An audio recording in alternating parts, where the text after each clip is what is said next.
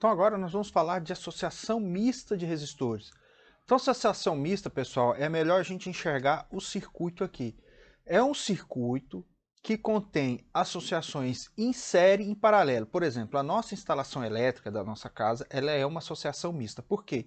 Todas as cargas estão em paralelo, né? Por exemplo, esse chuveiro está em paralelo com o micro-ondas, que está em paralelo com a sua TV. Então todas as cargas estão em paralelo. Porém, ele tem também cada carga dessa, por exemplo, chuveiro, ele tem um condutor, né? O condutor que liga o disjuntor do seu quadro até o chuveiro. Esse condutor ele tem uma resistência e essa resistência do condutor está em série com o chuveiro. Inclusive teve um exercício nessa questão de efeito Joule, né? De queda de tensão do chuveiro, que a gente já passou em aulas anteriores, né?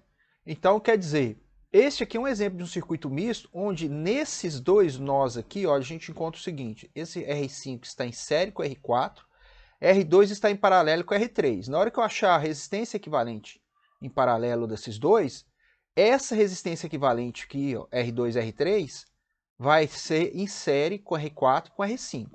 Né? Então esse resistor equivalente com essas duas em série vai estar em paralelo com o R6. Está vendo o nó aqui? Os nós deles são comuns. Então vai estar em paralelo com o R6.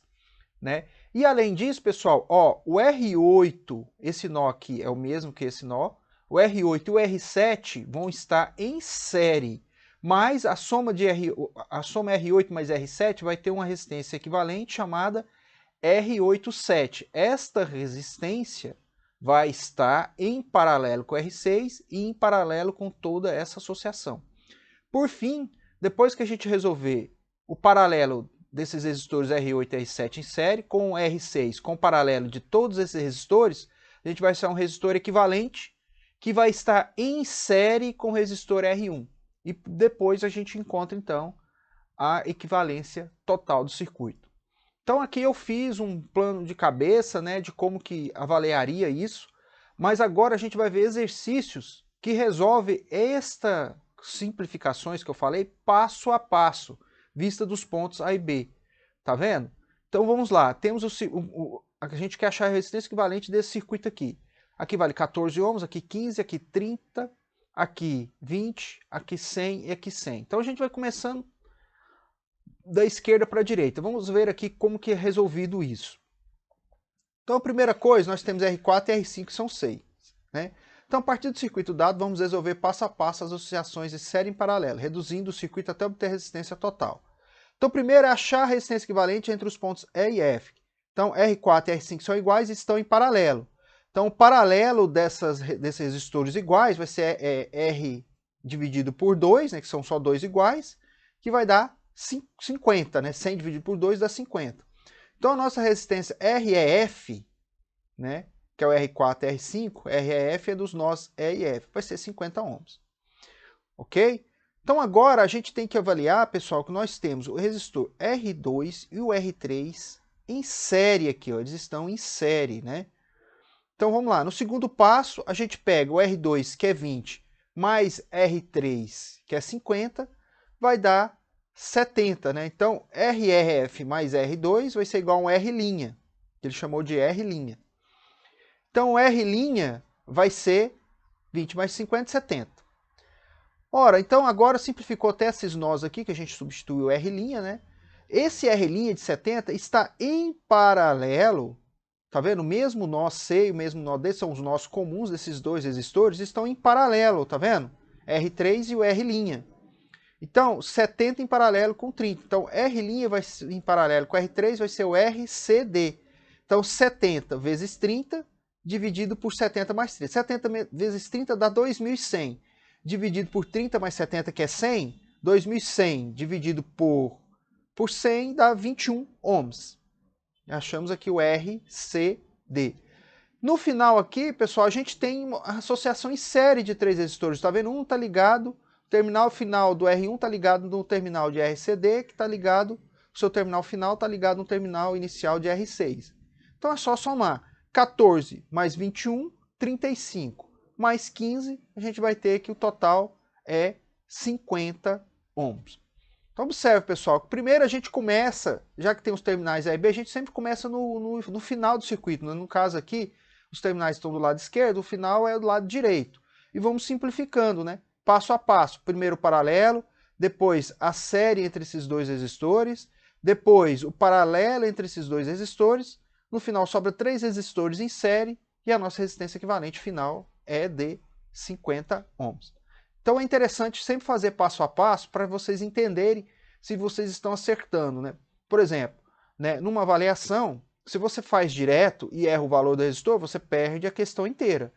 Mas se você faz passo a passo na prova, eu acertei essa primeira etapa aqui, aí eu acertei essa segunda etapa, mas eu errei o paralelo aqui, então eu sei que você acertou aqui, mas errou o final. Então você acertou pelo menos 50% da questão. Você foi errar nas últimas equivalências aqui, né? Porque se errou essa última vai dar o valor errado também, né? Então agora vamos para o exercício 2.26. Determinar a leitura do voltímetro e do amperímetro no circuito ao lado. Considere o voltímetro e o amperímetro como aparelhos ideais, né? Ideais significa que eles não são resistíveis, não tem perdas, então não tem uma resistência entre esses pontos e não tem uma resistência entre os amperímetros. Então, primeiro, pessoal, para a gente calcular a corrente que passa aqui, é a corrente total. A gente tem que calcular a resistência equivalente entre esses dois pontos, né? Então, lembramos que o amperímetro ideal tem resistência zero, logo é um curto-circuito. E o voltímetro ideal tem resistência infinita, logo é um circuito aberto. Então, aqui está aberto, né? Não passa nada aqui, e aqui é um curto-circuito. Então, a primeira coisa, pessoal, é encontrar as resistências equivalentes aqui. Então, a gente abriu o circuito, tirou o voltímetro, e aqui tirou o amperímetro só para ficar resistor, né? Que aqui é um curto-circuito. Então, vamos achar as resistências equivalentes. Primeiro, soma essas duas. 1.4 mais 1.6 dá 3 kΩ. 4.8 mais 1.2 dá 6 kΩ. É porque esses pares de resistores estão em série. Só que esses dois resistores de 3 e de 6 estão em paralelo. Então, 3 vezes 6, 18, sobre 3 mais 6, que é 9, que vai dar 2 kΩ. Então, nós vamos ter que a resistência equivalente vai ser de 1 mais 2 de 3 kΩ. Ora, então, se a resistência equivalente é de 3, o I é a aplicação de lei de Ohm. I de T vai ser V, que é 48, dividido pela resistência, que é 3.000. 48 dividido por 3.000 dá 16 miliamperes. Então, a gente já achou a leitura do amperímetro. A leitura do voltímetro, que está aqui, né, é igual à diferença de potencial entre os pontos onde ele está ligado. Tomando o ponto negativo da fonte como referência, o potencial desses pontos é igual à própria queda de tensão nos resistores de 1.6 e de 1.2 kΩ. Então vamos ver aqui. Tomando o ponto negativo, diferença de potencial aqui e a diferença de potencial aqui. Isso que ele está querendo dizer, tá vendo?